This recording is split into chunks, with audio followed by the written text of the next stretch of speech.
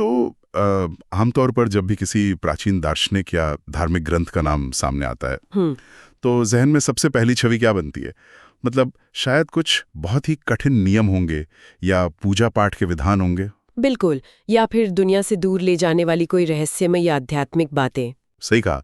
लेकिन ये जानकर काफी हैरानी हो सकती है कि एक ऐसा प्राचीन सूत्र मौजूद है जो सीधा आज की आधुनिक टैक्स प्रणाली, हमारे मिलिट्री डिफेंस और यहाँ तक कि इकोलॉजिकल कोलैप्स यानी पर्यावरण विनाश के सिद्धांतों से जुड़ा हुआ है। हाँ, ये तुलना पहली बार सुनने में थोड़ी अजीब या कह लें कि बढ़ा चढ़ाकर कही गई बात जरूर लग सकती है, क्योंकि हम आधुनिक युग में चीजों को अलग अलग खांचों में देखने के आदी हो गए हैं ना।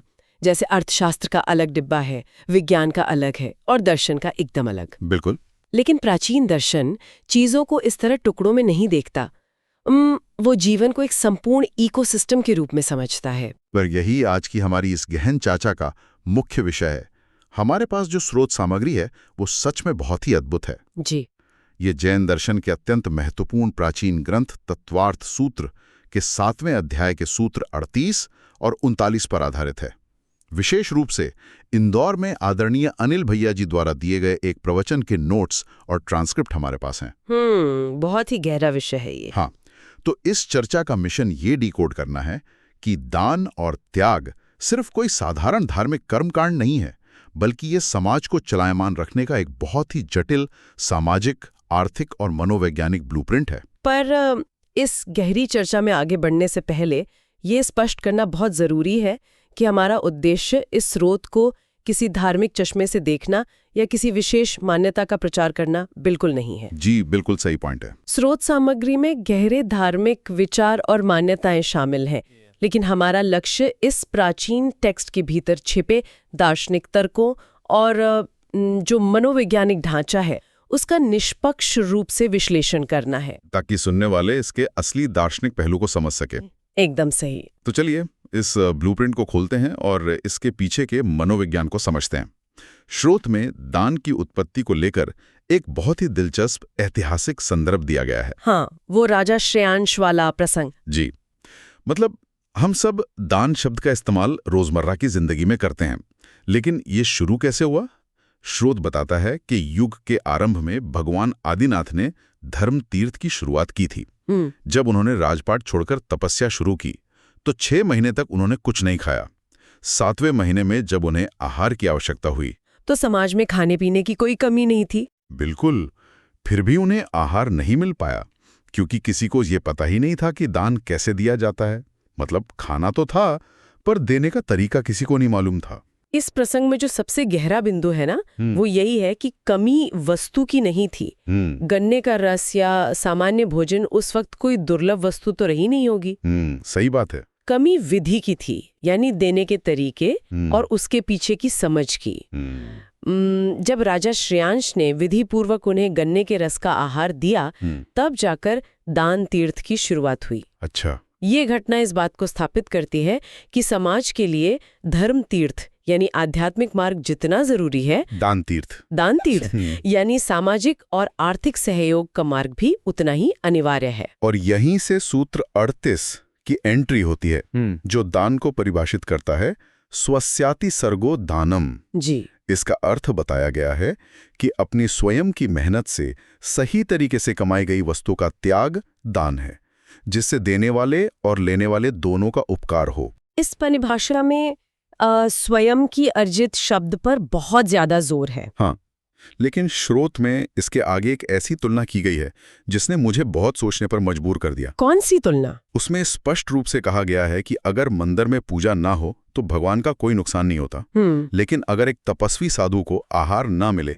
तो दाता यानी देने वाले और पात्र यानी लेने वाले दोनों का बहुत भारी नुकसान होता है। ऐसा क्यों है? अगर हम इस सूत्र के अर्थशास्त्र और मनोविज्ञान को एक साथ रखकर देखें ना, तो ये एक बहुत ही व्यावहारिक पारस्परिक लाभ का सिद्धांत है। अच्छा, कैसे? जो पात्र है यानी तपस्वी साधु, उन्हें अपनी साधना, ध्यान और आत्मकल्याण के लिए इस भौतिक शरीर को बनाए रखना है। ठीक है। दूसरी ओर जो दाता है यानी आम गृहस्थ व्यक्ति, उसे अपने कर्मों की शुद्धि करनी है। तो आप देखिए कि दोनों एक दूसरे के पूरक हैं। कर्मों की शुद्धि वाली बात पर मुझे स्रोत की एक एनालॉजी ने बहुत हैरान किया। वो कपड़े धोने वाली एनोलॉजी। हाँ, उसमें कहा गया है रुधिर मलम धावते वारी, जिसका मतलब है कि जैसे पानी खून से सने हुए कपड़े को साफ कर देता है, वैसे ही दान कर्मों की गंदगी को धो देता है। स्रोत आगे समझाता है कि एक आम इंसान जब अपना सांसारिक जीवन जीता है, खेती करता है, उद्योग चलाता है या व्यापार करता है, तो जाने अनजाने में उससे 6 तरह के कर्मों में कुछ न कुछ हिंसा या पाप होता ही है। बिल्कुल, जैसे उसके जीवन रूपी कपड़े पर रोज कर्मों के खून के छींटे लग रहे हों। तो मेरा सवाल ये है कि क्या इस दर्शन का मानना ये है कि जीवन जीना ही अपने आप में एक गंदगी है और दान उस गंदगी को साफ करने का कोई इनबिल्ट मैकेनिज्म या आध्यात्मिक टैक्स है? इसे सिर्फ एक आध्यात्मिक टैक्स मान लेना इसके असली मर्म को बहुत छोटा कर देना होगा। अच्छा। हाँ, क्योंकि टैक्स एक बाहरी व्यवस्था है जिसमें अक्सर मजबूरी या कह सकते हैं कि दंड का डर शामिल होता है। यहाँ जिस गंदगी की बात हो रही है वो मुख्य रूप से अशुभ राग या गहरे लालच की गंदगी है। लालच की गंदगी? हाँ, दर्शन ये मानकर चलता है कि भौतिक दुनिया में सर्वाइव करने के लिए इंसान को रिसोर्सेज इकट्ठे करने पड़ते हैं और इस प्रक्रिया में लोभ यानी ग्रीड का पैदा होना बहुत स्वाभाविक है। सही बात है। दान उस लोभ को कम करने का एक मनोवैज्ञानिक टूल है। जब कोई अपनी ही मेहनत की कमाई का एक हिस्सा अपनी मर्जी से छोड़ता है ना, तो वो एक तरह से अपने लालच को तोड़ रहा होता है। बिल्कुल, वो असल में अपने अहंकार और भौतिक चीजों के प्रति अपनी अंध आसक्ति को तोड़ रहा होता है। तो अगर दान व्यक्ति के लालच को कम करके उसके अंदर के अहंकार को तोड़ रहा है, तो फिर इसका पूरे समाज पर क्या असर पड़ता है? क्योंकि जब हम स्रोत के अगले हिस्से में जाते हैं तो ये व्यक्तिगत कर्मों की शुद्धि से उठकर सीधे राष्ट्रीय व्यवस्था यानी मैक्रो लेवल पर चला जाता है। हाँ, ये मैक्रो लेवल वाला हिस्सा बहुत दिलचस्प है। आधुनिक युग में कोई भी सफल सरकार मुख्य रूप से अपने नागरिकों के लिए 4 बुनियादी ढांचे तैयार करती है। कौन से 4? शिक्षा, चिकित्सा, सुरक्षा या डिफेंस और आहार यानी फूड सिक्योरिटी। स्रोत के अनुसार प्राचीन व्यवस्था में ये चारों चीजें 4 दानों के भीतर ही समाहित थीं। ज्ञान दान यानी शिक्षा, औषधि दान यानी चिकित्सा, अभय दान यानी सुरक्षा और आहार दान। अरे वाह! ये दिखाता है कि दान सिर्फ चैरिटी नहीं था, बल्कि ये समाज का पूरा इंफ्रास्ट्रक्चर था। यही वो हिस्सा है जहां मुझे सबसे ज्यादा हैरानी हुई। मतलब स्रोत में एक साधु की तुलना सीधे सीमा पर खड़े एक सैनिक से की गई है। हाँ, बिल्कुल की गई है। कहा गया है कि जैसे सैनिक देश की बाहरी रक्षा करता है, वैसे ही साधु अपनी तपस्या से राष्ट्र की रक्षा करता है। पर भौतिक रूप से तो एक सैनिक के हाथ में हथियार होता है और वो सीमा पर तैनात होता है। एक साधु के पास तो कुछ भी नहीं है। वो समाज की रक्षा कैसे कर रहा है? सैनिक भौतिक सीमाओं की रक्षा करते हैं, लेकिन साधु समाज की नैतिक और आध्यात्मिक सीमाओं की रक्षा करते हैं। नैतिक सीमाएं? हाँ, आप खुद सोचिए, एक ऐसा समाज जहां कोई व्यक्ति स्वेच्छा से सब कुछ छोड़कर सिर्फ आत्म कल्याण के लिए जी रहा हो और समाज का बाकी हिस्सा उसका सम्मान और पोषण कर रहा हो, ये इस बात का प्रमाण है कि उस समाज में करुणा, त्याग और कृतज्ञता अभी भी जीवित है। जिस समाज में नैतिकता का ये लंगर या एंकर मौजूद रहता है, वो समाज अपने आप सुरक्षित रहता है। क्या बात है। और यहीं से स्रोत उस प्रलय वाले परिदृश्य मतलब उस एपोकलिप्टिक विजन की तरफ मुड़ता है, जो किसी हॉलीवुड की डार्क थ्रिलर फिल्म की स्क्रिप्ट जैसा लगता है। हाँ, वो डूम्सडे वाला हिस्सा। बिल्कुल। स्रोत भविष्यवाणी करता है कि जिस दिन धरती से दिगंबर साधु और उनका आहार दान खत्म हो जाएगा, उसी दिन से सभ्यता के पतन की उल्टी गिनती शुरू हो जाएगी। लिखा है कि घरों में आग जलना बंद हो जाएगी। जब भविष्य में हालात इतने खराब होंगे कि कोई भ्रष्ट राजा राजस्व बढ़ाने के लिए मुनियों के भोजन पर भी टैक्स लगा देगा, तो मुनि भोजन छोड़ देंगे यानी अंतराय कर लेंगे। हाँ, और इसके बाद इकोलॉजिकल कोलैप्स होगा। वनस्पति नष्ट हो जाएगी, इंसान बौने होने लगेंगे, आसमान से अग्नि की बारिश होगी और मनुष्य आदि मानव युग में लौटकर एक दूसरे का मांस खाने लगेंगे। सुनने में बहुत भयानक लगता है। वही तो, मतलब एक साधु के खाना न खाने से आसमान से आग बरसेगी। क्या ये लोगों के मन में दान न करने का डर पैदा करने के लिए गढ़ी गई कहानी नहीं लगती? सतही तौर पर देखने में ये डराने वाली कहानी लग सकती है, लेकिन इसके पीछे एक बहुत गहरा बटरफ्लाई इफेक्ट और परस्पर उपग्रहों जीवनाम का सिद्धांत काम कर रहा है। जीवों का एक दूसरे पर आश्रित होना। बिल्कुल। दर्शन ये नहीं कह रहा है कि साधु जादू से दुनिया चला रहे हैं। वो ये बता रहा है कि समाज की भौतिक व्यवस्थाएं जैसे कृषि, अग्नि, अर्थव्यवस्था, ये सब एक अदृश्य नैतिक नींव पर खड़ी हैं। अच्छा। जब राजा इतना भ्रष्ट और लालची हो जाए कि वह सर्वस्व त्यागी मुनि के भोजन पर भी टैक्स लगाने लगे, तो इसका मतलब है कि समाज से त्याग और करुणा पूरी तरह से खत्म हो चुके हैं। यानी वो चरम लालच का बिंदु है, एकदम ब्रेकिंग पॉइंट। एकदम सही। इतिहास गवाह है कि जब किसी भी सभ्यता में नैतिकता और सह अस्तित्व की भावना पूरी तरह मर जाती है तो उसका भौतिक पतन सुनिश्चित हो जाता है। लोग सिर्फ अपने फायदे के बारे में सोचने लगते हैं। हाँ, और जब ऐसा होता है तो प्राकृतिक संसाधनों का अंधाधुंध दोहन होता है, जिससे वनस्पति नष्ट होती है और अंततः इंसान सर्वाइवल के लिए एक दूसरे को नोच खाने लगते हैं। तो वो अग्नि की बारिश और मनुष्य का मांसाहारी हो जाना उसी नैतिक पतन और उसके बाद होने वाले गृहयुद्ध या प्राकृतिक विनाश का एक बेहद सटीक रूपक है। इस नजरिए से देखने पर यह पूरी तरह से तार्किक लगता है। दान समाज को उस अंधेरी खाई में गिरने से बचाने का एक सेफ्टी वॉल्व है। बिल्कुल। लेकिन अगर ये व्यवस्था इतनी महत्वपूर्ण है तो क्या कोई भी व्यक्ति किसी को भी कुछ भी दे दे तो क्या उसे दान मान लिया जाएगा? नहीं, ऐसा बिल्कुल नहीं है। स्रोत कहता है कि दान देना कोई रैंडम प्रक्रिया नहीं है। हाँ, स्रोत में इसे एक बहुत ही सटीक एल्गोरिथम की तरह समझाया गया है। इस पूरी प्रक्रिया को एल्गोरिथम कहना एकदम सही होगा। सूत्र 39 इसी विज्ञान को स्पष्ट करता है। विधि, द्रव्य, दात्री, पात्र, विशेषा, तद्विशेषा। इसका मतलब है कि दान का फल 4 चीजों के विशेष होने पर निर्भर करता है। विधि यानी तरीका, द्रव्य यानी सामग्री, दाता यानी देने वाला और पात्र यानी लेने वाला। स्रोत में इसके लिए बीज और मिट्टी की बहुत ही सुंदर उपमा दी गई है। हाँ। बीज एक ही हो सकता है, लेकिन अगर उसे बंजर जमीन पर बोया जाए तो वो सूख जाएगा, और यदि उसे उपजाऊ और तैयार मिट्टी में बोया जाए तो वो एक विशाल पेड़ बन जाएगा। ठीक उसी तरह एक ही वस्तु का दान अगर अलग अलग तरीके से अलग अलग लोगों को दिया जाए तो उसका मनोवैज्ञानिक और कर्मों का फल बिल्कुल बदल जाता है। चलिए इस एल्गोरिदम के चारों पैरामीटर्स को डिकोड करते हैं। सबसे पहले है विधि यानी तरीका। स्रोत नवदा भक्ति की बात करता है, यानी आदर व्यक्त करने के 9 चरण। और यहीं पर मेरे दिमाग में एक बड़ा सवाल खड़ा हुआ। बताइए। स्रोत कहता है कि साधु को आमंत्रित करना, उन्हें ऊंचे आसन पर बैठाना, उनके पैर धोना, पूजा करना, ये सब करना जरूरी है। जी। यहाँ चंदना का एक बहुत ही प्रसिद्ध उदाहरण दिया गया है। बहुत ही मार्मिक कहानी है। हाँ, चंदना एक राजकुमारी से दासी बन गई थी।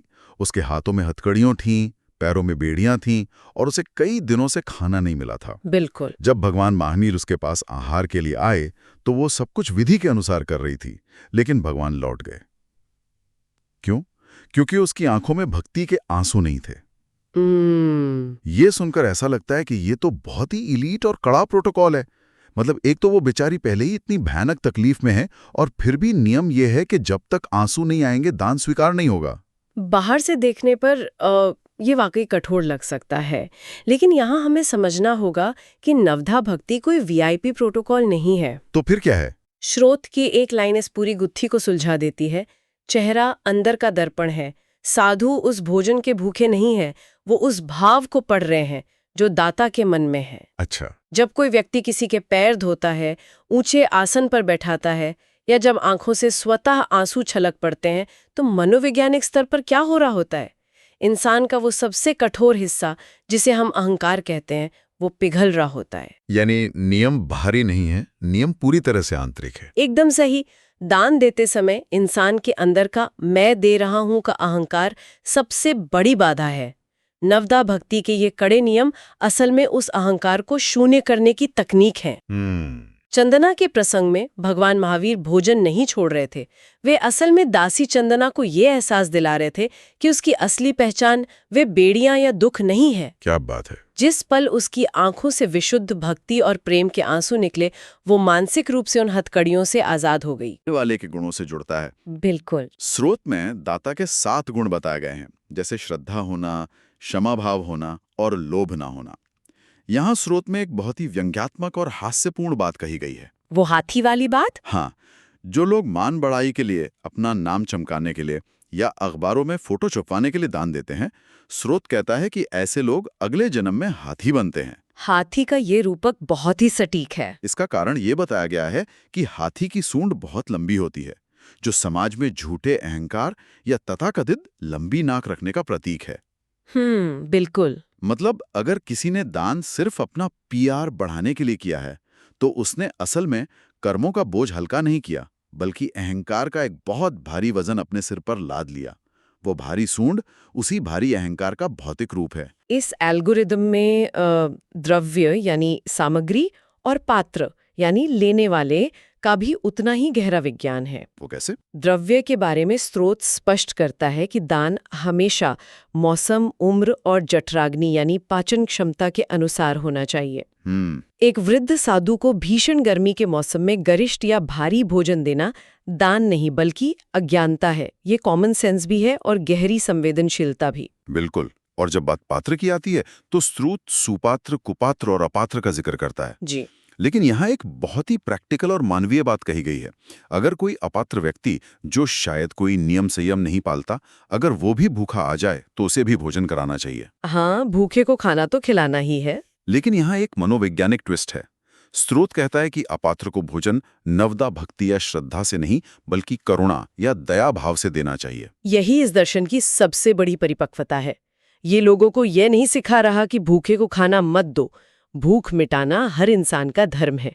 लेकिन ये सिखा रहा है कि भावनाओं को सही जगह पर कैसे चैनल किया जाए। जब एक त्यागी और तपस्वी को दान दिया जाता है तो वो भक्ति से दिया जाता है क्योंकि वो दाता की आत्मा के विकास के लिए है। ठीक है। लेकिन जब किसी आम भूखे व्यक्ति को भोजन दिया जाता है तो वो करुणा से दिया जाता है, जो मानवता का धर्म है। दोनों के कर्मों का फल अलग अलग होता है। तो अब तक की इस चर्चा में हमने दान करने, चीजें देने और समाज को जुड़े रखने वाले इस पूरे सिस्टम की बात की। बिल्कुल। लेकिन अब हम इस स्रोत सामग्री के उस अंतिम हिस्से में प्रवेश कर रहे हैं जहां एक बहुत बड़ा पैराडॉक्स यानी एक ऐसा विरोधाभास सामने आता है जो दिमाग को पूरी तरह से घुमा देता है। त्याग वाला हिस्सा। हाँ, प्रवचन के अंत में त्याग की चर्चा आती है और स्रोत कहता है कि तकनीकी रूप से कोई भी व्यक्ति किसी भौतिक वस्तु का त्याग कर ही नहीं सकता। ये जैन दर्शन की सबसे गहरी मनोवैज्ञानिक गुत्थी है। दान से शुरू होकर यात्रा यहाँ तक पहुँचती है कि असल में देने या छोड़ने के लिए हमारे पास कुछ है ही नहीं। स्रोत एक बहुत ही तार्किक सवाल उठाता है कि त्याग का असली अर्थ क्या है। क्या मकान छोड़कर चले जाना त्याग है? क्या तिजोरी का पैसा छोड़ देना त्याग है? तर्कीय दिया गया है कि मकान, परिवार, बैंक बैलेंस या कोई भी बाहरी वस्तु, क्या वो कभी आपकी आत्मा या आपकी चेतना के अंदर घुसी थी? नहीं, वो तो हमेशा से बाहर ही थी। बिल्कुल सही। तो जो चीज कभी आपके अंदर गई ही नहीं, आप उसे बाहर कैसे निकाल सकते हैं? जो आपका था ही नहीं, आप उसका त्याग कैसे कर सकते हैं? इस बात को गहराई से समझने पर ये एक बहुत बड़ा आहा मोमेंट बन जाता है। आम बोलचाल में अक्सर कहा जाता है कि अमुक व्यक्ति ने अपना सब कुछ छोड़ दिया। हाँ, हम हमेशा यही कहते हैं। लेकिन असलियत में वस्तुएं अपनी जगह पर वहीं की वहीं हैं। तो फिर वो कौन सी चीज है जिसे छोड़ा जाता है? स्रोत समझाता है कि असली त्याग भौतिक चीजों को छोड़ना नहीं है, बल्कि मूर्छा या परिग्रह को छोड़ना है। मूर्छा का मतलब है ये मानने की गहरी जिद या भ्रम कि ये चीज मेरी है। इस कॉन्सेप्ट को पढ़कर मुझे एक बहुत ही आधुनिक उपमा याद आई। ये तो बिल्कुल वैसा ही है जैसे हम अपने कंप्यूटर के डेस्कटॉप से कोई शॉर्टकट आइकन डिलीट कर दें और ये सोचकर खुश हो जाएं कि हमने मेन सर्वर से वो असली फाइल ही उड़ा दी है। अरे वाह, ये उपमा इस दर्शन को समझने के लिए एकदम सटीक है ना? भौतिक वस्तु, चाहे वो कोई आलीशान घर हो या रुतबा, वो सिर्फ एक डेस्कटॉप शॉर्टकट है। असली फाइल तो इंसान के दिमाग के अंदर बैठी है। वो है अटैचमेंट, राग या आसक्ति। जब तक दिमाग के सर्वर से वो ये मेरा है वाली फाइल डिलीट नहीं होती, तब तक इंसान चाहे जंगल में चला जाए या शॉर्टकट हटा दे, कोई फर्क नहीं पड़ता। इस मनोवैज्ञानिक सच्चाई को स्रोत में पुष्पराज मुनि के एक बहुत ही मार्मिक उदाहरण से समझाया गया है। अच्छा, उनकी कहानी क्या है? पुष्पराज मुनि ने घर परिवार छोड़ दिया था और वे दूर जंगल में जाकर ध्यान कर रहे थे। लेकिन उनका अपनी पत्नी, जो शारीरिक रूप से एक आंख से कानी थी, उनके प्रति बहुत गहरा राग या अट्रैक्शन बना हुआ था। मुनि बाहरी रूप से जंगल में बैठे थे, उनके पास कोई भौतिक संपत्ति नहीं थी, यानी उन्होंने शॉर्टकट डिलीट कर दिया था, लेकिन अंदर वो अटैचमेंट की फाइल अभी भी वैसी ही मौजूद थी। तो इसका मतलब? इसीलिए स्रोत कहता है कि भौतिक दूरी के बावजूद उनका वो त्याग सच्चा त्याग नहीं था। तो फिर उनका सच्चा त्याग कब घटित हुआ? क्या सिर्फ बाहरी रूप से चीजों से दूर हो जाना काफी नहीं था? जब मुनि वृषभसेन ने उन्हें उपदेश दिया तो उस ज्ञान से उनके अंदर का वो राग टूटा। जिस पल वो अटैचमेंट खत्म हुआ, जिस पल उनके अंदर से मैं और मेरा का वो गहरा भ्रम टूटा और उन्हें अपनी आत्मा के असल स्वभाव का स्पर्श हुआ, उसी पल उनका असली त्याग हुआ। क्या बात है! दर्शन ये स्पष्ट करता है कि जब तक मैं और मेरा का भाव बचा हुआ है, तब तक कोई भी दान या कोई भी त्याग सिर्फ एक मानसिक भ्रम है। असली त्याग बाहरी वस्तुओं को छोड़ना नहीं, बल्कि अपने असल स्वभाव को पहचानना है। ये सच में एक माइंड ब्लोइंग विचार है। अगर इस पूरी चर्चा को समेटकर देखा जाए तो आज एक बहुत लंबा और गहरा सफर तय हुआ है। बिल्कुल। शुरुआत हुई भगवान आदिनाथ के काल से और राजा श्रेयांश के गन्ने के रस के आहार से। वहां से ये समझ में आया कि दान सिर्फ एक कर्मकांड नहीं, बल्कि जीवन जीने की प्रक्रिया में पैदा होने वाले लोभ और अहंकार को धोने का एक व्यवहारिक तरीका है। उसके बाद हमने इस बात का विश्लेषण किया कि कैसे ये व्यक्तिगत शुद्धि पूरे समाज के ढांचे को खड़ा करती है। एक ऐसा नेटवर्क जहां ज्ञान, सुरक्षा, चिकित्सा और आहार एक दूसरे से जुड़े हैं और जिसके टूटने पर पूरी सभ्यता के पतन का बटरफ्लाई इफेक्ट शुरू हो सकता है। और फिर चर्चा हुई दान के उस सूक्ष्म विज्ञान या एल्गोरिदम पर, विधि, द्रव्य, दाता और पात्र। जी। जहां ये स्पष्ट हुआ कि नवधा भक्ति जैसे नियम कोई वीआईपी ट्रीटमेंट नहीं, बल्कि देने वाले के अहंकार को पूरी तरह शून्य करने की एक मनोवैज्ञानिक तकनीक है, ताकि कोई सिर्फ अपना पीआर चमकाकर हाथी जैसी लंबी सूंड वाला अहंकार ना पाल ले। हाँ, और अंत में बात त्याग के उस चरम स्तर पर पहुंची जहां ये समझ में आया कि हम किसी चीज के मालिक हैं ही नहीं, इसलिए हम वास्तव में कुछ छोड़ भी नहीं सकते। यह ज्ञान आज की दुनिया में बेहद प्रासंगिक है, जहां सफलता को सिर्फ चीजें इकट्ठा करने से नापा जाता है। बिल्कुल सही कहा। आधुनिक समय में जब चैरिटी को अक्सर टैक्स बचाने का तरीका या अपनी ब्रांड इमेज सुधारने का टूल मान लिया जाता है, तब ये प्राचीन दर्शन एक बहुत बड़ा आईना दिखाता है। ये सोचने पर मजबूर करता है कि जब किसी की मदद की जाती है तो क्या उसके पीछे विशुद्ध करुणा होती है या फिर सिर्फ अहंकार की तुष्टि? बहुत ही गहरा सवाल है ये। तो इस विचार मंथन को समाप्त करने से पहले स्रोत के उसी आखिरी और सबसे गहरे विचार पर वापस चलते हैं। जी। अगर असली त्याग सिर्फ इस भ्रम को तोड़ना है कि ये चीज मेरी है, तो एक बार रुककर इस बात पर जरूर विचार किया जाना चाहिए। आज जिन चीजों को खोने के डर से रातों की नींद उड़ जाती है, गाड़ियां, बैंक बैलेंस, रुतबा, क्या वास्तव में इंसान कभी उनका मालिक था भी? अगर ये सब कभी हमारा था ही नहीं, तो उसे खोने का डर कैसा? ये एक ऐसा विचार है जो किसी को भी अपने जीवन को एक बिल्कुल नए नजरिए से देखने पर मजबूर कर सकता है। इसी गहरे सवाल के साथ आज की इस गहन चर्चा को यही विराम देते हैं।